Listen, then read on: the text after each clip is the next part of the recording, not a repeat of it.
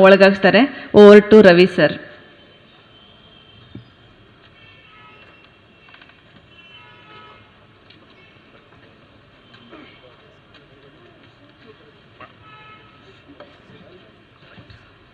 ಎಲ್ಲ ಓದುಗರಿಗೂ ನನ್ನ ನಮಸ್ಕಾರ.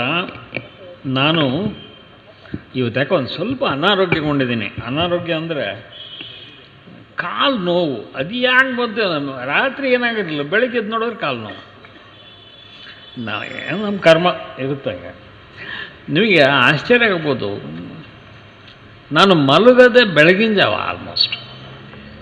ನೀವೆಲ್ಲ ನಿದ್ದೆಯಿಂದ ಏಳೋ ಟೈಮಿಗೆ ನಾನು ಮಲಗಕ್ಕೆ ಹೋಗ್ತೀನಿ. ತುಂಬ ನಿದ್ದೆ ಸಮಸ್ಯೆ ಇದೆ ನನಗೆ, ನಿದ್ದೆ ಬರಲ್ಲ. ಅದಕ್ಕೆ ಕಾರಣ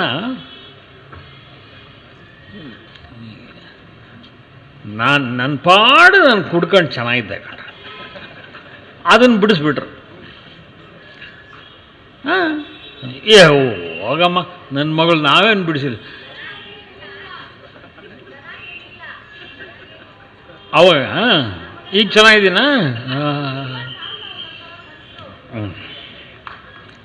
ನನ್ನ ಮಗ, ಸೊಸೆ, ಹೆಣ್ಣುಮಕ್ಕಳು ಇಬ್ಬರು ದೊಡ್ಡ ಬಜಾರಿರು. ಅವ್ರ ಬಾಯಿಗೆ ಸಿಕ್ಕರೆ ಬದುಕೋದುಂಟೆ. ಈ ಭಾವನ ಒಂದು ಸಲ ದೇವೇಗೌಡರು ನನ್ನ ಮೇಲೆ ಒಂದು ಕೇಸ್ ಹಾಕಿರು. ನಾನು 10 ಕೋಟಿಗೆ 10 ಕೋಟಿ ರೂಪಾಯಿ ಕಟ್ಟು ಅಂತ. ನಾನು ಹೇಳ್ತಾರಲ್ಲ ಸರ್, 10 ಕೋಟಿ ಸಿನಿಮಾ ಅದಕ್ಕೆ ನಾನು ಅವ್ರಿವ್ರ ಕೈಲಿ ಹೇಳಿಸ್ಬೇಕು. ಯಾರ ಕೈಲಿ ಹೇಳಿಸೋಣ? ವಯಸ್ವಿ ದತ್ತ, ಬ್ರಾಹ್ಮಣ ಅಂತಿರೋದು. ಏನು ಹೇಳಿದ್ನೋ ಏನು ಬಿಟ್ಟು ನನಗೆ ಗೊತ್ತಿಲ್ಲ. ಪಾಪ ನಮ್ಮ TN ಸೀತಾರಾಮ್ ಅವರು ತೆಗೆದುಬಿಡಿ, ಅದು ನಾನು ಸರಿ ಇಲ್ಲ ಅಂತ ಹೇಳಿದೆ. ಅವನು ಒಕ್ಕಲಿಗರ ದ್ವೇಷಿ ಅಂದ್ರಂತ. ಆ ಮಗಳನ್ನೇ ಒಕ್ಕಲಿಗರಿಗೆ ಕೊಟ್ಟು ಮದುವೆ ಮಾಡಿದ್ವಿ. ನನ್ನ ಹೆಂಡತಿ ಪಾಪ ಒಂದು ಚಟಪಡಿಸ್ತಾ ಇದ್ಲು. ದೊಡ್ಡವಳು ನೋಡಿದ್ರೆ ಅವಳು ನಾಯ್ಡುನ ಮದುವೆ ಆಗಿದೆ. Is a builder. ನಾಯ್ಡುನ ಮದುವೆ ಆದ್ಲು. ಎರಡನೇ ಅವಳು ನೋಡಿದರೆ ಒಕ್ಕಲಿಗರನ್ನ ಮದುವೆ ಆದ್ಲು. ಕಿಟ್ಟಿ ಇದೆ ಒಕ್ಕಲಿಗ, ಶ್ರೀನಗರ ಕಿಟ್ಟಿ. ಇವನಾದರೂ ಬ್ರಾಹ್ಮಣರ ಹುಡುಗಿನ ಆಗ್ತಾನ ಅಂತ ನೋಡ್ತಾ ಇದ್ದೀನಿ. ನೋಡಿದ್ರೆ ಇವನು ಒಕ್ಕಲಿಗರ ಹುಡುಗಿ ಜೊತೆ ಓಡಾಡ್ತಾ ಇದ್ದಾನೆ. ಎಲ್ಲೋಯ್ತು ಅದು? ನಾನು ಹೇಳಿದೆ ನೋಡ್ಲಲ್ತ, ನಮ್ಮ ವಂಶದಲ್ಲಿ ಬ್ರಾಹ್ಮಣ ವಿವಾಹ ಅಂದರೆ ಕೊನೆಯದು ನಂದು ನಿಂದು. ಆನಂತರ ಎಲ್ಲನೂ ಜಾತಿ ಬಿಟ್ಟೆ ಆಗಿದ್ದೀವಿ. ಜಾತಿಗಳನ್ನು ಅಷ್ಟು ಹಚ್ಕೋಬಾರ್ದು ಮೈಗೆ, ಒಳ್ಳೆದಲ್ಲ ಅದು. ನನಗೆ ಒಬ್ಬ ಸಿದ್ದರಾಮಯ್ಯನ ಕಾಣಿಸ್ತಾನೆ ಹೊರತು ಕುರುಬರು ಸಿದ್ದರಾಮಯ್ಯ ಯಾಕೆ? ಅದ್ಯಾಕೆ ಅಟ್ಯಾಚ್ ಮಾಡ್ತೀರಿ? ಪ್ರಾರ್ಥನಾ ಶಾಲೆಯ ಒಂದು ಅಪ್ಲಿಕೇಶನ್ ಫಾರ್ಮ್ ತಗೊಳ್ಳಿ. Name of the child, father's name, mother's name, mobile number ಎಲ್ಲ ಇರುತ್ತೆ. ಕ್ಯಾಸ್ಟ್ ಕಾಲಮೇ ಇಲ್ಲ. ನಾನು ಯಾಕೆ ಕೇಳಲಿ? ನಿಮ್ಮ ಕ್ಯಾಸ್ಟ್ ಯಾವುದು ಅಂತ ತಗೊಂಡು ನಾನೇನು ಮಾಡಲಿ? ಹಾಗೇನೆ ಒಂದು ನಯಾ ಪೈಸಾ ಡೊನೇಷನ್ ಇಲ್ಲ. ನಮ್ಮ ಮನೆಗಳಲ್ಲಿ ಡೌರಿ ಇಲ್ಲ, ನಾವು ಯಾರು ಕೊಟ್ಟಿಲ್ಲ, ತಗೊಳ್ಳೋದು ಇಲ್ಲ.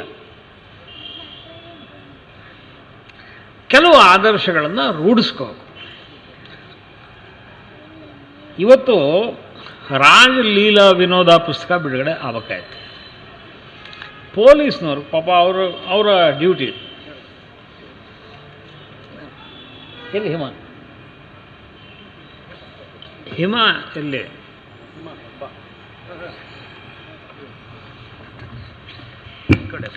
ನೀವು ಪುಸ್ತಕ ಬಿಡುಗಡೆ ಮಾಡಬೇಡಿ ಅಂದರು.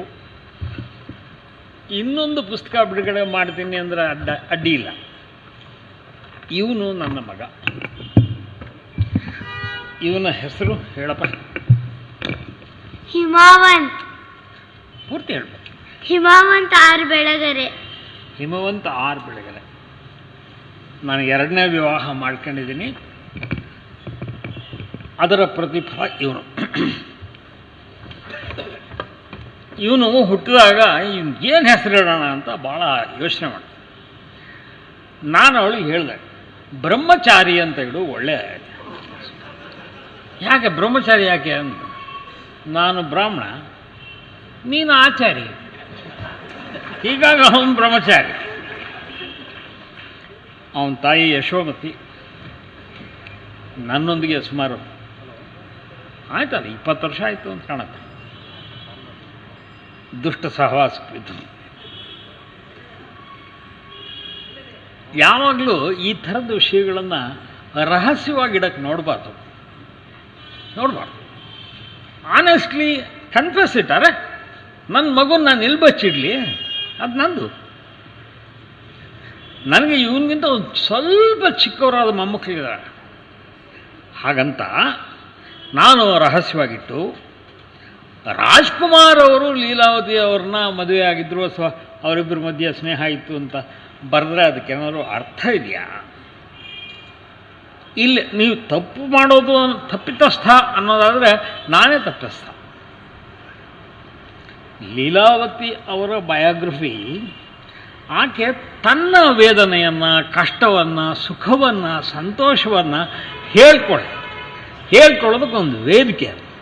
ಆಕೆ ಹೇಳ್ತಾರೆ, ಫಸ್ಟ್ ಫಿಲ್ಮ್ ನಾನು ಮಾಡಿದಾಗ ನಾಗಕನ್ನಿಕಾ, ಆ ಕ್ಯಾಮ್ರಾ ಇಟ್ಬಿಟ್ಟು ಎಲ್ಲ ಲೈಟ್ಗಳು ಆನ್ ಮಾಡಿದಾಗ ಒಮ್ಮೆಲೆ 10 ಭೂತಗಳು ಕಂಡಂಗೆ ಆಗಿಬಿಟ್ಟು ಗಾಬರಿ ಆಗ್ಬಿಟ್ಟೆ ಅಂತ. ಆ ಥರದ್ದು ಹೇಳ್ತಾರೆ. She is very pretty, lovable. ಆಕೆನ ನಾನು ನನ್ನ ತಾಯಿಯನ್ನು ಗೌರವಿಸಿದಷ್ಟೇ ಗೌರವಿಸಿದೆ.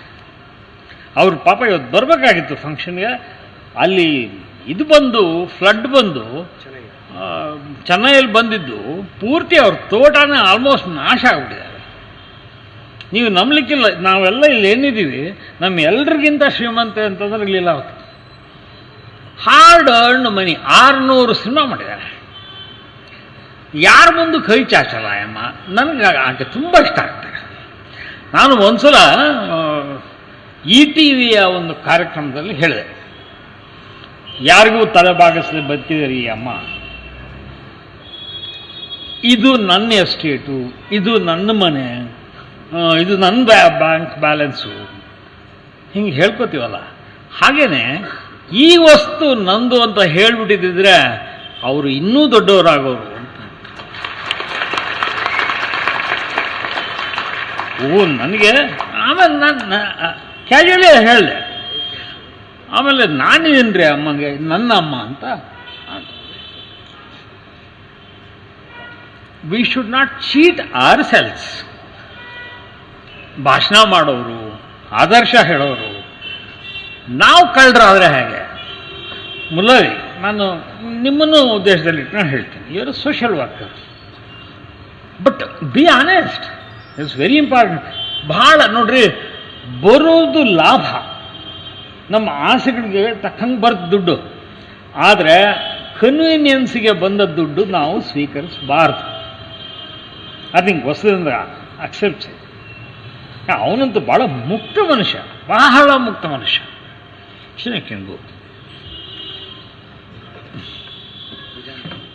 ನಾನು ಟಿ ವಿಯಲ್ಲಿ ಹೇಳಿದ್ದೀನಿ, ಈ ಥರದ ವೇದಿಕೆಗಳಲ್ಲಿ ಹೇಳಿದ್ದೀನಿ.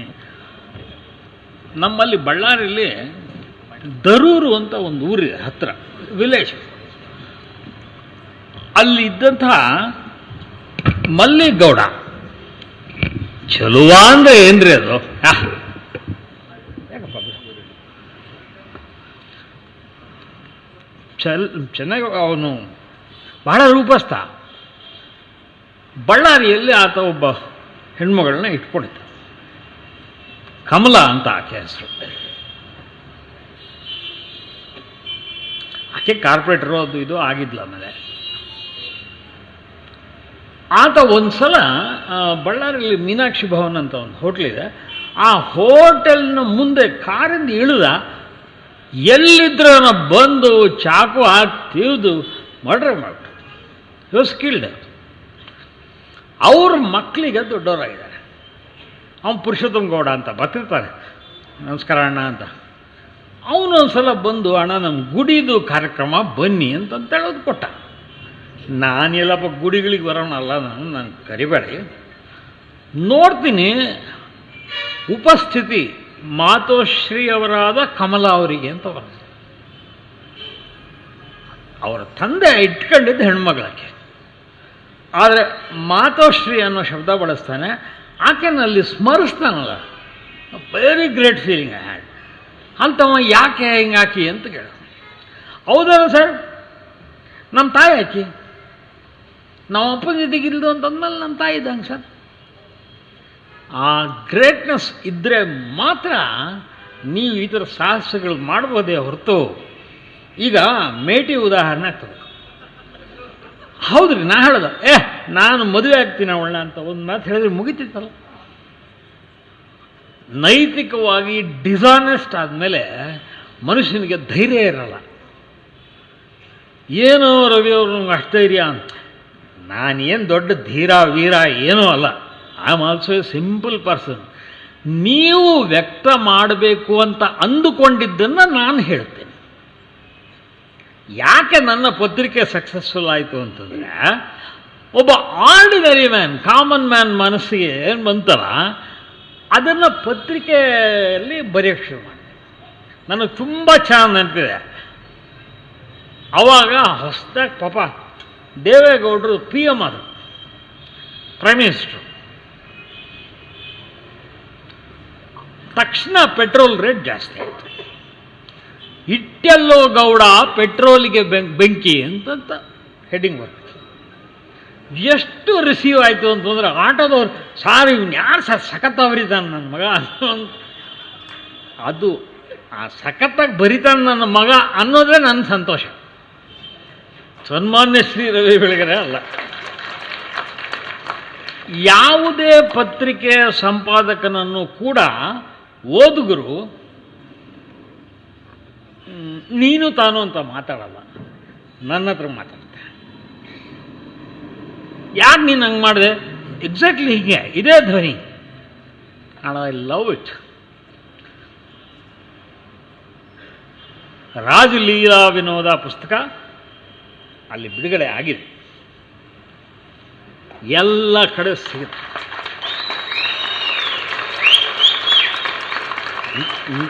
Nobody can stop it. ಅದರಲ್ಲಿ 2 ಫೋಟೋಗಳಿವೆ. ಕವರ್ ಪೇಜಲ್ಲೇ ಹಾಕಿದ್ದೀನಿ ಫೋಟೋ, ನೋಡ್ಬೇಕು ನೀವು. It's very interesting.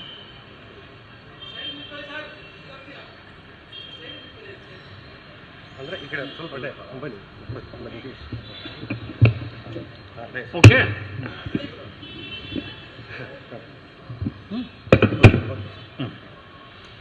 ನೋಡಿ, ಅದು ರಾಜ್ಕುಮಾರ್ ಮತ್ತು ಲೀಲಾವತಿ ಪಕ್ಕ ಕೂತ್ಕೊಂಡಿದ್ದಾರೆ, ಮಗುನ ತೊಡೆ ಮೇಲೆ ಕೂಡಿಸ್ಕೊಂಡಿದ್ದಾರೆ. ನೀವು ನೋಡಿದ ತಕ್ಷಣ ಕನ್ನಡನೇ ಬರದೇ ಇರುವಂಥ ರಾಜ್ಕುಮಾರ್ ಪರಿಚಯವೇ ಇಲ್ಲಂತ. ಯಾಕೆ ನಮ್ಮ ಚಮನ್ಲಾಲ್ ಸಾಹೇಬ್ರಿಗೆ ತೋರಿಸಿ husband and wife and child ಅಂತ. ಆ ಫೋಟೋ ಹಾಗೇ ಇದೆ.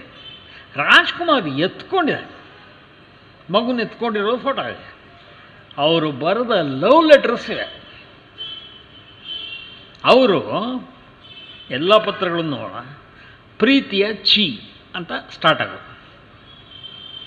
ಛೇ ಅಂದರೆ ಇನ್ನೇನು, ಛೀ ಅಲ್ಲ, ಚಿನ್ನ ಅಂತ. ಪಾಪ ತುಂಬಾ ಇಂಟೆನ್ಸಾಗಿ ಲವ್ ಮಾಡಿದೆ. ಕಾರ್ನಲ್ಲಿ ಹೋಗುವಾಗ ಹಿಂದ್ಗಡೆ ಸೀಟಲ್ಲಿ ವರದಪ್ಪ ಅವರು ಕೂತಿದ್ರೆ ಅವ್ರ ತೊಡೆ ಮೇಲೆ ಮಲ್ಕೊಂಡು ನನ್ನನ್ನು ಅವುಗಳನ್ನು ದೂರ ಮಾಡಬೇಡ್ರು ಅಂತ ಅಳ್ತಾರೆ ರಾಜ್ಕುಮಾರ್. ಆಮೇಲೆ ಅವ್ರದ್ದು ಏನಿತ್ತು ಅಂತಂದರೆ, ನೀನು ಟೆನ್ಷನ್ ಮಾಡ್ಕೋಬೇಡ, ನಮ್ಮ ಮನೆಯವ್ರು ಯಾರು ಬಂದು ನಿನ್ನನ್ನು ಕೇಳೋ ಹಾಗೆ ನಾನು ಕೇಳಬಾರ್ದು ಯಾರು, ಹಂಗೆ ನೋಡ್ಕೋತೀನಿ ಅಂತಂದರೆ ಪ್ರಾಮಿಸ್ ಮಾಡ್ತಾರೆ. ಬೇರೆಯವ್ರು ಯಾರು ಕೇಳಲ್ಲ. ಕೇಳಿದ್ದು ಅದರಲ್ಲಿ ಇವರು ವರದಪ್ಪ ಒಬ್ಬರೇ. ಮಾತಾಡಿಸ್ಬೇಡಮ್ಮ ನೀನು, ಒಂದು ಸಾಹಸಬೇಡ. ಸರಿ, ನಾನು ಇರ್ತೀನಿ, ಅವರಿಗೆ ನನ್ನನ್ನು ಮಾತಾಡಿಸ್ಬೇಡ ಅಂತ ಹೇಳಿ ಅವ್ರನ್ನ ತಡೀರಿ. ಇವೆಲ್ಲ ನನಗೆ ಗೊತ್ತಿರುವಂತಹ ಸಿನಿಮಾ ಪ್ರಪಂಚದ ವ್ಯಕ್ತಿಗಳೇನಿದ್ದಾರೆ ಬರೆದು ಬಿಟ್ರೆ ಅವ್ರ ಇತಿಹಾಸ ಹಾರಿಬಲ್. ಅವ್ರು ಅನುಭವಿಸೋ ನೋವು, ಬಡಿಪಾಟ್ಲು, ಕಷ್ಟ, ಬೇಡ ಅಂದರು ಯಾವನೋ ಪ್ರೊಡ್ಯೂಸರು, ಡೈರೆಕ್ಟ್ರು ಅವ್ರು ನೋಡಿ, ಪರಿಚಿತರೊಂದಿಗೆ ಪ್ರೀತಿಸೋರೊಂದಿಗೆ ವಿ ಕ್ಯಾನ್ ಹ್ಯಾವ್ ಸೆಕ್ಸ್. ಆದರೆ ಪರಿಚಯ ಇಲ್ಲದ ಮನುಷ್ಯ ಬಾಯಿಲಿ ನೀನು ಇಲ್ದಿರೋ ಸಿನಿಮಾದಲ್ಲಿ ರೋಲ್ ಕೊಡಲ್ಲ ಅಂತಂತಂದ್ರೆ ಗತಿ ಏನು? ಇದು ಶೀಲ ಅಶ್ಲೀಲದ ಪ್ರಶ್ನೆ ಅಷ್ಟೇ ಅಲ್ಲ. It's question of A bigger moral behind it. ಒಂದು ಹೆಣ್ಣನ್ನು ಗೌರವಿಸುವಂಥ ಯಾರು ಅವಳು may be anything she is. ಆದರೆ ನನ್ನ ದೃಷ್ಟಿಯಲ್ಲಿ ಆಕೆ ಹೆಣ್ಣು ಮಗಳು ಅನ್ನೋದು ಬಿಟ್ಟರೆ ನನಗೆ ಬೇರೆ ಯೋಚನೆ ಬರಲ್ಲ. ಒಂದು ದಿವಸ ನಿಮಗೆ ಹೇಳ್ತೀನಿ, ನಾನು ಇನ್ನೂ ಬಾಡಿಗೆ ಮನೇಲಿದ್ದೆ, ಭಾಳ ಚಿಕ್ಕ ಮನೆ. ಕೂತ್ಕೊಂಡು ನೆಲದ ಮೇಲೆ ಚೇರ್ಗಳು ಇರಲಿಲ್ಲ, ನನ್ನ ನೆಲದ ಮೇಲೆ ಕೂತ್ಕೊಂಡು ಬರಿತಾ ಇದ್ದೆ. 6 ಗಂಟೆ ಆಗಿರ್ಬೋದು ಅಥವಾ 5:30. ಯಾರೋ ಬಂದಂಗಾಯ್ತು. ಯಾರು ಅಂತ ಅಂದ್ಬಿಟ್ಟು some lady woman. Ravi Belagere ಅವರು ಇದ್ದೇ ಮನೆ ಸರ್. ಹೌದಮ್ಮ ಬನ್ನಿ, ನಾನೇ ರವಿ ಬೆಳಗೆರೆ. ಅಣ್ಣ ನಮಸ್ಕಾರ. ಅಣ್ಣ ನಮಸ್ಕಾರ. ನಾನಣ್ಣ, ಯಮುನಮ್ಮ ಅಂದ್ರೆ ನಾನೇ. ಹೌದಾ, ಏನಮ್ಮ, ಏನು ಮಾಡ್ತೀರಿ? ಏನಿಲ್ಲ ಅಣ್ಣ, ನನ್ನ ಮಗಳೊಬ್ಬಳಿದ್ದಾಳೆ, ನನ್ನ ಸೊಸೆ ಒಬ್ಬಳಿದ್ದಾಳೆ, ಇನ್ನೂ ಪರಿಚಯದ ಹುಡುಗಿ ಇದ್ದಾಳೆ, 3 ಜನ ಇಟ್ಕೊಂಡು ಮನೆ ನಡೆಸ್ತಾ ಇದ್ದೀನಿ. ಮನೆ ನಡೆಸೋದನ್ನ ಗೊತ್ತಾಗುತ್ತಲ್ಲ ನನಗೆ. ಹೌದಮ್ಮ, ಯಾಕೆ ಮಾಡ್ತೀರಂಥ ಕೆಲಸ? ದುಡಿಯೋಕ್ಕೆ ಹೋಗಿ ಅಂತಂದು ಸ್ವಲ್ಪ ಹೊತ್ತು ಹೇಳಿ. ಇಲ್ಲಿ ಯಾಕೆ ಬಂದಮ್ಮ ಅಂತ. ಅವಳು KR-ಪುರಮಿಂದ ಬಂದೇಳೆ. ಆಟೋ ರಿಕ್ಷಾದ 30 ರೂಪಾಯಿ ಆಗಿದೆ ಅವಳಿಗೆ. ಒಂದು ಸೀರೆ ಸಣ್ಣ ಹರಿದಿದೆ. ಈಗ ಎಷ್ಟು ಅಯ್ಯೋ ಅನ್ನಿಸ್ತು ಅಂದರೆ, ನೀವೇನೋ ಬರೀತೀರಂತಾರಲ್ಲ ಸಾರ್ ಪೇಪರಲ್ಲಿ, ನನ್ನ ವಿಷಯ ಬರೆದ್ರೆ ಪೊಲೀಸ್ನವರು ಹುರ್ಕೊಂಡು ತಿಂದ್ಬಿಡ್ತಾರೆ ಸಾರ್. ನಾಳೆ ತಾಯಿ ನಮಸ್ಕಾರ, ದಯವಿಟ್ಟು ಹಿಂಗೆ ಮಾತಾಡಬೇಡ. ನನ್ನ ಜನ್ಮದಲ್ಲೇ ನಾನು ಈ ಥರದ ಕೆಲಸ ಮಾಡಿಲ್ಲ. ನನ್ನ ಹೆಂಡತಿ ಹಿಂಗೆ ಕರೆದು, ಈಕೆಗೆ ಒಂದು 30 ರೂಪಾಯಿ ಕೊಡು ಅಂತಂದು. ಆಟೋ ಚಾರ್ಜ್ ಪಾಪ ಬಂದೇಳಲ್ಲ, 30 ರೂಪಾಯಿ ಕೊಡ್ಸೆ. ಅವಳು ಕೊಟ್ಟು ಹಿಂಗೆ ಸರಿದ್ಲು, ಕರೆಂಟ್ ಬಂತು. ಸ್ವಾಮಿ, ದೀಪದ ಕೆಳಗೆ ನಿಂತ್ಕೊಂಡು ಮಾತಾಡ್ತೀನಿ, ನಾವು ವೇಶ್ಯರು ಅನ್ನೋದು ನಿಜ, ಆದರೆ ನಾವು ಹಾರೈಸ್ತೀವಲ್ಲ ಅದು ಸುಳ್ಳಾಗೋದಿಲ್ಲ. ನಿಮ್ಗೆ ಒಳ್ಳೆಯದಾಗಲಿ, ಈ ಮನೆ ಉದ್ಧಾರ ಆಗಲಿ ಅಂತ ಹೇಳಿ ನನ್ನ ಕಣ್ಣಲ್ಲಿರೋವಂತೆ. ಈಗಲೂ ಕೂಡ ನನಗೇನಾದರೂ ಒಂದಿಷ್ಟು ಸಂತೋಷ ಆಯಿತು, ಮತ್ತೊಂದಾಯಿತು ಅಂತಂದರೆ ತಕ್ಷಣ ನೆನಪಾಗೋದು ಯಮುನಮ್ಮ. ಆ ಚಿತ್ರ ಇನ್ನೂ ಕಣ್ಣೆದುರಿಗೆ ನನಗೆ ಹಾಗೆ ಇದೆ. ಆಕೆ ಒಬ್ಬಳು, ಇನ್ನೊಬ್ಬರು ವಯಸ್ಸಾದವರು ಯಜಮಾನರು. ಏನ್ರಿ ಏನು ಬರೀತೀರಿ? ಥ್ಯಾಂಕ್ ಯು ಸರ್ ಹೇಳಿದ್ರು. ನಿಯತ್ತಿಟ್ಕೋಪ, ಅದು ಒಂದು ಕಳ್ಕೊಂಡ್ರೆ ಇದೆಲ್ಲ ಕಳ್ಕೊಂಬಿಡ್ತೀಯ. ಹಿಂಗೆ ಹೇಳು. ಮೊನ್ನೆ ಯಾರೋಗೆ ಬ್ಲ್ಯಾಕ್ ಮೇಲ್ ಮಾಡ್ತೀರಾ? ಒಂದು ಕೆಲಸ ಮಾಡೋಣ, ಒಂದು ಓಪನ್ ಜೀಪ್ ತರಿಸಿ, 2 ಕಡೆ ಮೈಕ್ ಕಟ್ಕೊಂಡು ಬೆಂಗಳೂರಿನಲ್ಲಿ ಒಂದು ಪ್ರೊಸೆಷನ್ ಹೋಗೋಣ. ಇವನಿಗೆ ಯಾರಾದರೂ ದುಡ್ಡು ಕೊಟ್ಟಿದ್ದೀರೋ ಅಂತ ಓಪನಾಗಿ ಕೇಳಿ ಮೈಕಲ್ಲಿ. 5 ರೂಪಾಯಿ ನಾನು ಕೊಟ್ಟಿದ್ದೀನಿ ಅಂತ ಯಾವನಾದರೂ ಹೇಳಿದ್ರೆ ನಾನು ಸಾಯೋವರೆಗೂ ನಿಮ್ಮ ಮನೇಲಿ ಜೀತ ಮಾಡ್ತೀನಿ. ಅಲ್ರಿ, ಯಾಕೆ ಮಾಡ್ಬೇಕು ನಾನು ಬ್ಲ್ಯಾಕ್ ಮೇಲ್? ಯಾಕೆ ಮಾಡಬೇಕು? ನನಗೆ ಸೇಲ್ಸ್ ತುಂಬ ಚೆನ್ನಾಗಿದೆ, ನನ್ನ ಪುಸ್ತಕಗಳು ತುಂಬ ಚೆನ್ನಾಗಿ ಮಾರಾಟ ಆಗ್ತವೆ, ನನ್ನದೇ ಪುಸ್ತಕದ ಅಂಗಡಿ ಇದೆ, ಸ್ವಂತ ಮನೆ ಇದೆ, ಕಾರ್ ಇದೆ, ಬಂಗ್ಲೆ, ಏನು ಇಲ್ಲ ಅಂತ ಕೇಳಿ. ಎಲ್ಲ ಇರುವಾಗ ಇನ್ನೊಬ್ಬಂದು ಯಾವುದೋ ಪಾಪಿ ದುಡ್ಡು ಕಿತ್ಕೊಂಡು ಎಲ್ಲಿಟ್ಕೊಳ್ಳಿ. ಬಹಳ ಸಹ್ಯವಾದ ಕೆಲಸ ಅಂದರೆ ಬ್ಲ್ಯಾಕ್ ಮೇಲ್. ಆಮೇಲೆ ಏನಾಗುತ್ತೆ, ಈಗ ನೀವು ನಿಮ್ಮ ಮೇಷ್ಟ್ರು ಕಾಣಿಸ್ತಾರೆ, ಹೋಗಿ ಕಾಲಿಗೆ ನಮಸ್ಕಾರ ಮಾಡಿ, ಸರ್ ತಾವು ಪಾಠ ಹೇಳಿದಿರಿ ಅಂತ ಯು ಥ್ಯಾಂಕ್ ಯಮ್. ಹಾಗೇನೆ ಡಾಕ್ಟ್ರು ನಿಮ್ಮ ಕಾಯಿಲೆ ವಾಸಿ ಆದ ಕೂಡಲೇ ಒಂದು ಹಣ್ಣು ಕಾಯಿ ತೊಗೊಂಡೋಗಿ ಕೊಟ್ಟು, ಸಾರು ಉಪಕಾರ ಆಯಿತು ಅಂತ ಹೇಳ್ತಾರೆ. ಯಾವತ್ತಾದರೂ ಪೊಲೀಸರಿಗೆ ಥ್ಯಾಂಕ್ಸ್ ಹೇಳಿದ? ಯಾರು ಹೇಳಲ್ಲ ಸರ್. ನಿಮ್ಮ ದುರದೃಷ್ಟ, ನಾವೇನು ಮಾಡೋಕ್ಕಾಗಲ್ಲ. ಯಾಕಂದ್ರೆ ಆ ಪರಿ ಒದೆ ತಿಂದು ಇವ್ರ ಕೈಲಿ ಯಾವನು ಹೋಗಿ ಥ್ಯಾಂಕ್ಸ್ ಸರ್, ಒಳ್ಳೆ ಬಿತ್ತು ಸರ್ ಬೆನ್ಮೇಲೆ ಅಂತ ಯಾರು ಇರ್ತಾರೆ? ನಮ್ಮ ಇನ್ಸ್ಪೆಕ್ಟರ್ ಅಂತ ಇರ್ತಾರೆ, ಅನ್ಕೊಳ್ತಾ ಇರ್ತಾರೆ, ಸಿಗೋದು ನನ್ನ ಕೈಗೆ ಒಂದ್ಸಲ ಮಾಡ್ತೀನಿ. ಅದಕ್ಕೆ ಹೇಳೋದು, ನಮ್ಮ ನೌಕರಿ ಇದೆಯಲ್ಲ, ಥ್ಯಾಂಕ್ಲೆಸ್ ಜಾಬ್. ಪತ್ರಕರ್ತರಿಗೆ ಯಾರ್ಯಾರು ತುಂಬ ಚೆನ್ನಾಗಿ ಬರೆದಿರಿ ಅಂತ ಅಪರೂಪ. ಮೊನ್ನೆ ನೀನು ನನ್ನೇಮ್ಮ ಇಲ್ದ್ರೆ ನನಗೆ ದೇವರೊಳಗೆ ಗೊತ್ತಿಲ್ಲ. ಮಲ್ಲಿಕಾ ನನ್ನ ತಂಗಿ, ನಮಗೆ ಜೂನಿಯರ್. ನಾನು MA ಪಾಸ್ಔಟ್ ಆದರೆ ಆಗ ಶಿ ಕೇಮ್ ಟು ಯೂನಿವರ್ಸಿಟಿ. ಭಾಳ ಅಮಾಯಕ ಹುಡುಗಿ ಅವಾಗ. ಈಗ ಇನ್ನೂ ಇವತ್ತು ಯಾಕೋ ಗುಯ್ ಗುಯ್ ಗುಯ್ ಅಂತಿತ್ತು ಮಿಷಿನು. ಬೈಯಕ್ಕೆ ನಿಂತರೆ ಒಂದು ಬೈತಾಳೆ ಪುಣ್ಯಾತ್ಕೀರ್ತಿ. ಅಯ್ಯೋ ಅಪ್ರಿಷಿಯೇಟ್, ತುಂಬ ಪ್ರೀತಿಯಿಂದ ಹೇಳ್ತೀನಿ. ನೋಡಿ, ಅದಕ್ಕೆಲ್ಲ ಮಾರಲ್ ರೆಸ್ಪಾನ್ಸಿಬಿಲಿಟಿ ಅಷ್ಟೇ. ನಮ್ಮ ನಿಯತ್ತು ಚೆನ್ನಾಗಿದ್ದಾಗ ಯಾವನನ್ನ ಬೇಕಾದ್ರೂ ಏನು ಬೇಕಾದ್ರೂ ಬೈದು ಅಲ್ವೇ? ದೇವೇಗೌಡರು ಪಾಪ ಕೇಸ್ ವಾಪಸ್ ತಗೊಳ್ಳಿ ಅಂದರೆ ಇಲ್ಲ ಅಂತಂದರು. ಆಮೇಲೆ ಹೈಕೋರ್ಟಿಗೆ ಬಂತು.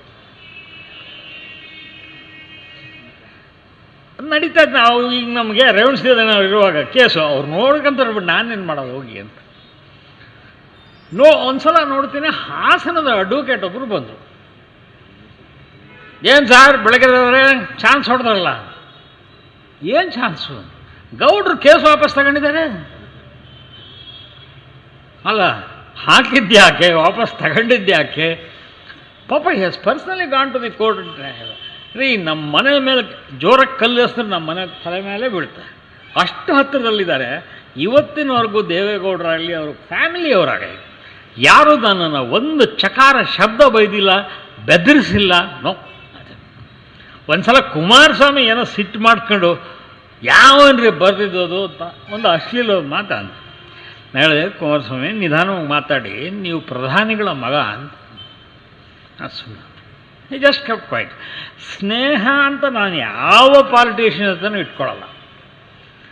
ಅವ್ರು ಬಹಳ ಅಪಾಯಕಾರಿ ಜನ ಪೊಲಿಟಿಷಿಯನ್ಸ್. ಅಧಿಕಾರ ಇದ್ದಾಗ ಒಂಥರ ಇರ್ತಾರೆ, ಇಲ್ಲದೆ ಇದ್ದಾಗ ಒಂಥರ ಇರ್ತಾರೆ. ಆಮೇಲೆ ಯಾವ ಹೊತ್ತಿಗೆ ಏನು ಮಾಡ್ತಾರೆ ಅಂತ ಗೊತ್ತಾಗಲ್ಲ. ನಾವು ಅನ್ಕೋತೀವಿ, ಏನು ದಡ್ಡ ನನ್ನ ಮಗ, ಇವನು ಏನು ಮಿನಿಸ್ಟ್ರ ಏನು ಮಾಡ್ತಾನೆ ಅಂತ. ನೀವು ಮೇಟಿ ಹತ್ರ 15 ನಿಮಿಷ ಮಾತಾಡಿ ನೋಡೋಣ. 15 ನಿಮಿಷ ಆಗಲ್ಲ ಅವ್ರಿಗೆ, ಸಂಭಾಷಣೆ ಸಾಧ್ಯ ಇಲ್ಲ. ಭಾಷಣ ಮಾಡೋಂದ್ರೆ ಇನ್ನೇ ಬೇಕಾದಂಗೆ ಮಾತಾಡ್ತಾರೆ. ಆದರೆ ಅವರ ಸ್ಮಾರ್ಟ್ನೆಸ್ನ ನೀವು ಒಪ್ಕೊಳ್ಳಬೇಕು. ಭಯಂಕರ ಸ್ಮಾರ್ಟ್. ಎಲೆಕ್ಷನ್ ಬಂದರೆ ನೀನು ಒಂದು ಸೋಮಣ್ಣನ ನೋಡ್ಬೇಕು. ಗಿಜ್ಜಿ ಯಾರು ಬಿದ್ದು ಹೋಗ್ತಾನೆ. ಯಾರ ಹೆಣ್ಮಗಳು, ಅಮ್ಮ ನಮಸ್ಕಾರಮ್ಮ, ಅದೇ ಕಟ್ಟೆ ರಿಪೇರಿ ಮಾಡಿಸಂತೇಳಿ ಸಾಹೇಬ್ರು ಹೇಳಿದ್ರು, ಮಾಡಿಸ್ತೀನಮ್ಮ ಸಾಹೇಬ್ರಿಗೆ. ಅದೇ ಅವಾಗ ಹೇಳಿದ್ರು, ಅಲ್ಲಮ್ಮ ಒಂದು 15 ದಿವಸದಿಂದ ಹೇಳಿದ್ರು ಮಾಡಿ. ಅಲ್ರಿ, ಅವ್ರು ತೀರ್ಕೊಂಡೆ 6 ತಿಂಗಳಾಯ್ತು. ಹೌದೇನಮ್ಮ? ದಿನಗಳು ಹೆಂಗೆ ಹೋಗ್ತಾವ ನೋಡಮ್ಮ, ಗೊತ್ತಾಗೋದಿಲ್ಲ. I have seen much of it. ಆಮೇಲೆ ಇವ್ರದ್ದು ಡೇಂಜರ್ ಏನು ಅಂದರೆ, ನನ್ನನ್ನು ವೇದಿಕೆ ಮೇಲೆ ಬೈದಿತ್ರಿ. ನಾನು ಅವ್ರನ್ನ ವೇದಿಕೆ ಮೇಲೆ ನಿಂತ್ಕೊಂಡು ರವಿ ಬೆಳಗ್ಗೆ ಇಂದ್ರ ಚಂದ್ರ ಅಂತಂದು ಹೊಗಳ್ಬಿಡ್ತಾರೆ. ಅದು ಬೈದಿದ್ದಕ್ಕಿಂತ ಜಾಸ್ತಿ ನನ್ನ ಮಕ್ಕಳು ಇಬ್ಬರು ಒಂದೇ ರೇ, ಹೊರಗಡೆ ಸುಮ್ಮನೆ ಹಂಗೆ ಅಂತಾರೆ, ಒಳಗೊಳಗೆ ಇವರಿಬ್ಬರು ಒಂದೇ ಅಂತ. ನಾನು ಒಂದು ರಾತ್ರಿ ಅದೇ ಬಾಡಿಗೆ ಮನೆ ಯೋಚನೆ ಮಾಡ್ತಾ ಕೂತಿದ್ದೆ, ಫೋನ್ ಬಂತು. ರವಿ, ನಾನು ತ್ಯಾಗಿ ಮಾತಾಡ್ತೀನಿ. ಹೇಳಿದ್ದಾಗೆ ನಿಮ್ಮ ಮೇಲೆ ಒಂದು ಹಲ್ಲೆ ಆಗುತ್ತೆ, ನಾಳೆ ಪ್ರಿಂಟಿಂಗ್ ಹೋಗ್ತಿರಲ್ಲ ಸಂಜೀವನಿ ಆಫೀಸ್, ಅಲ್ಲಿ ಹೊಡಿತಾರೆ ನಿಮ್ಮನ್ನು. ಯಾರು ಹೊಡಿತಾರೆ? ಒಬ್ಬನು ರೌಡಿ, ಕುಳ್ಳಶಾಂತ ಅಂತ, ರಶೀದ್ ಮರ್ಡರ್ ಕೇಸಲ್ಲಿದ್ದ. ಅವನ ಟೀಮು ಬಂದು ಹೊಡಿತಾರೆ. ಆಯ್ತಪ್ಪ, ಹೊಡೆದ್ರೆ ಹೊಡಿಸ್ಕೋಬೇಕು ಅಂತೀನಿ, ಇನ್ನೇನು ಮಾಡೋದು ಅಂತ ನನ್ನ ಗೆಳೆಯರೊಬ್ರಿಗೆ ಹೇಳಿದೆ. ನಂಗೆ ಮಾತಾಡ್ತೀನಿ, ನೋಡಿದ್ರೆ ಕರ್ಕೊಂಬಂದ್ಬಿಡಿ ಅವ್ರು ಕೊಳ ಅಂತಾನೆ. ಅವಾಗ ಒಂದು ಮೂಟು ಕಲ್ಲಿತ್ತು ನಮ್ಮ ಮನೆ ಮುಂದೆ, ಅದ್ರ ಮೇಲೆ ಕೂತಿದ್ದ. ಇವರೇ ನೋಡಪ್ಪ ರವಿ ಕುಳೇಶ್ ಅಂತ ಅಂದರೆ ಶಾಂತ ರವಿ ಬೆಳಗೆರೆ ಅಂದರೆ ಇವರೇ ಇವರಾ ಅಲ್ಲ ಸರ್ ಇವ್ರು ರಿಪೋರ್ಟ್ರು ಸರ್ ಅಂತ. ಅವನು ನನ್ನನ್ನು ಯಾವಾಗ ನೋಡಿದ್ದ ಅಂದರೆ ರಶೀದ್ ಮರ್ಡರ್ ಕೇಸ್ ಕವರ್ ಮಾಡೋಕ್ಕೆ ನಾನು ರಿಪೋರ್ಟಿಂಗ್ ಹೋಗ್ತಿದ್ನಲ್ಲ ಅವಾಗ ನೋಡಿದಾನೆ. ಇವ್ರಲ್ಲ ಸರ್ ನಾವು ಯಾರೋ ರಿಪೋರ್ಟರ್ನ ಅಲ್ಲ ಸಂಪಾದಕರು ನೋಡಿಬೇಕು ಅಂತ ಬಂದಿರೋ ಸರ್. ನೀನು ಈ ಡೀಲ್ ಕೊಟ್ಟವ್ರು ಯಾರು ಹೇಳಿದ್ರೆ ನೀವು ಏನಂತೀರ? ನಾನು ಹೇಳಲಿಕ್ಕೆ ಇಚ್ಛೆಪಡಲ್ಲ. ಒಬ್ಬಾತ ಮೊನ್ನೆ ತೀರ್ಕೊಂಡಂತಹ ಮಹಾನ್ ಸಂಸ್ಥಾನದ ಸ್ವಾಮಿ, ಅವ್ರನ್ನ ಬಾಲು ಅಂತ ಬರೆದಿದ್ದೆ ಅಂದರೆ ಅದಕ್ಕೆ ಒದಿಸ್ತೀವಿ ಅಂತ. ಇನ್ನೊಬ್ಬರು ಒಂದು ಅಕ್ಷರವನ್ನು ಬರೆಯೋದು ಸಂಪಾದಕರು ಅಂಥವ್ರು ಭಾಳ ಜನ ಇದ್ದಾರೆ. ನಾವೇನು ಕಡಿಮೆ ಕಳ್ರಲ್ಲ. ನಾವು ಅವತ್ತು ಡಿಸೈಡ್ ಮಾಡಿದ್ದು ನಾನು ಒಂದು ರಿವಾಲ್ವರ್ ತಗೋಬೇಕು, ಒಂದು ಕಾರ್ ತಗೋಬೇಕು. ಸಾಲ ಮಾಡ್ತಾರಣ್ಣ. 2 ಸಲ ರಿವಾಲ್ವರ್ನ ಬಳಸುವಂತಹ ಪ್ರಸಂಗ ಬಂತು. ಅದು ರವಿನಾರಾಯಣ ಅವರೇ ಒಂದನ್ನು ದಾಟಿಸಿದ್ರು. ಅಲ್ರಿ ನೀವು ಅಷ್ಟು ನೆನ್ಪಿಟ್ಕೊಂಡಿದ್ದೀರಾ? ಕಾಕಿ ಹಾಕಿರೋ ನಕ್ಸಲೈಟ್ ಅಂತ ಬರೆದಿದ್ದು ನಾನು ಮರ್ತೇ ಹೋಗಿದ್ದೆ sir. You are such a nice man. ಆಮೇಲೆ ನಮ್ಮ ಸ್ನೇಹ ಭಾಳ ಗಾಢವಾಗಿ ನಾವು ಪರಸ್ಪರರ ಮನೆಗಳಿಗೆ ಹೋಗೋದು ಆ ಮಟ್ಟಕ್ಕೆ ಬಂದು. ನಿಮಗೆ ಈಗ ಹೋದರೂ ನಮ್ಮ ಅಂಗಡಿ BBC ರಾಜಲೀಲಾ ವಿನೋದ ಸಿಗುತ್ತೆ. ಅಲ್ಲಿ ಅನೇಕ ವಿಚಾರಗಳಿವೆ. ಕಾಂಟ್ರವರ್ಸಿಸ್ ಆಗುವಂಥವು ಯಾವ್ದು ತುಂಬ ಏನು ಬೆಂಕಿ ಬಿತ್ತಪ್ಪ ಅನ್ನೋಷ್ಟಲ್ಲ. But it's a fact. ಇನ್ನೊಬ್ಬ ನಟಿ ನನಗೆ ಹೇಳಿದ್ದು, ಅಣ್ಣ ನನ್ನ ಜೀವನ ಎಲ್ಲ ಏನು ನಡೆದಿದೆ ಅದನ್ನು ಬರೆದು ನಿನ್ನ ಕೈ ಕೊಟ್ಟು ಸಾಯ್ತೀನಿ ನೋಡು.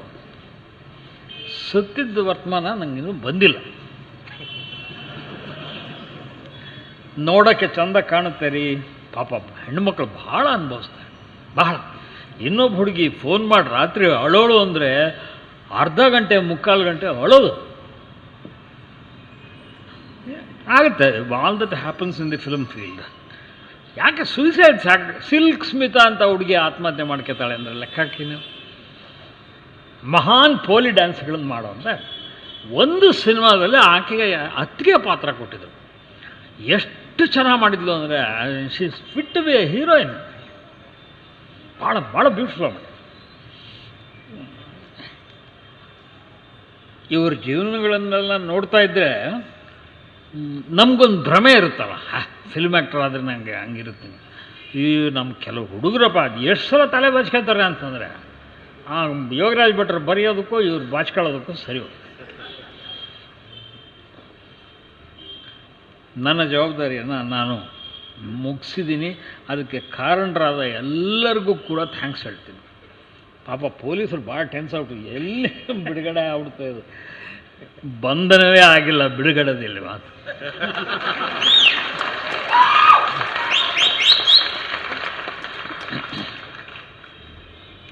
ನನಗೆ ರಾಜ್ಕುಮಾರ್ ಅವರು ಪರ್ಸ್ನಲಿ ಪರಿಚಯ. ಊಟ ಮಾಡಿದ್ದೀವಿ ಒಟ್ಟಿಗೆ. ಅವ್ರ ಜೊತೆ ಊಟಕ್ಕೆ ಕೂತ್ಕೊಂಡ್ಬಿಟ್ರೆ ದೊಡ್ಡ ಕಷ್ಟ. ಅವ್ರು ತಿಂದಷ್ಟೇ ನಾವು ತಿನ್ನಬೇಕು ಅಂತ. ಇಷ್ಟು ರಾಶಿ ತಿಂತಾಯಿದ್ರು. ಸರ್ ನನ್ನ ಕೈಲಿ ಆಗಲ್ಲ ಸರ್, ನಮ್ಗೆ ತಡೆಯಲ್ಲ. ಸುಮ್ಮನೆ ಜಡಾಯಿಸಿ ಏನೋ ಆಗಲ್ಲ, ಚೆನ್ನಾಗಿರುತ್ತೆ. He was personally A very nice man. ಎಷ್ಟು ಒಳ್ಳೆತನ ಇತ್ತು ಅಂದರೆ ಆ ಮೊಣಕಾಲು ನೋವು ಪ್ರೀತ ಅವ್ರಿಗೆ ಕೂತಿರೋರು ಯಾರೋ ಬಂದರೆ ಎದ್ದು ನಿಂತ್ಕೊಂಡು ನಮಸ್ಕಾರ. ಅಷ್ಟು ಸಲ ಎದ್ದು ಕೂತು ಮಾಡಿದ್ರೆ ನೀ ಕ್ಯಾಪ್ ಏನಾಗಬೇಕು ಸರ್? ಮಾಡಬೇಡಿ. ಹಾಗಲ್ಲ ಅವ್ರು ತಪ್ಪು ತಿಳ್ಕೊತಾರೆ. ಇಬ್ಬರು ಬಂದರು ನಾನು ಇದ್ದಾಗಲೇ ಬಂದರು. ಅಣ್ಣ ನಮಸ್ಕಾರ ಅಣ್ಣ. ಓ ನಮಸ್ಕಾರ, ಹೇಗಿದ್ದೀರಿ? ಯಾರು ಪರಿಚಯ ಇರೋದೇನಿಲ್ಲ. ಹೇಗಿದ್ದೀರಿ ಅಣ್ಣ? ರಿಟೈರ್ ಆಯ್ತಣ್ಣ. ಅಪ್ಪ ರಿಟೈರ್ಮೆಂಟ್ ಅನ್ನೋದು ಭಾಳ ಪೇನ್ಫುಲ್ ಥಿಂಗ್ ಅದ. ಎಷ್ಟು ಚಂದ ಸಾಲ್ವ್. ಹೌದೇ, ಅದಕ್ಕೆ ನೋಡಿ ನಿಮ್ಮ ಮುಖದಲ್ಲ ಕಳೆ, ಆರೋಗ್ಯ. ನಾವು ಮನೆ ಕಟ್ಟಿಸ್ತಾ ಇದ್ದೀನಿ ಅಂತ ಇಟ್ಸ್ ವೆರಿ ಸಿಂಪಲ್. ಸರಳವಾಗಿ ಇರೋದು ಸರಳ. ಇವ್ ನಮ್ಮ ಒಬ್ಬ ಹುಡುಗ ಇದ್ದಾನೆ, ಸತೀಶ್ ಬಿಲ್ಲಾಡಿ. ಅವನಿಗೆಲ್ಲ ಬಿಟ್ಟು ರಾಘವೇಂದ್ರ ರಾಜ್ಕುಮಾರ್ ಅಭಿಮಾನಿ.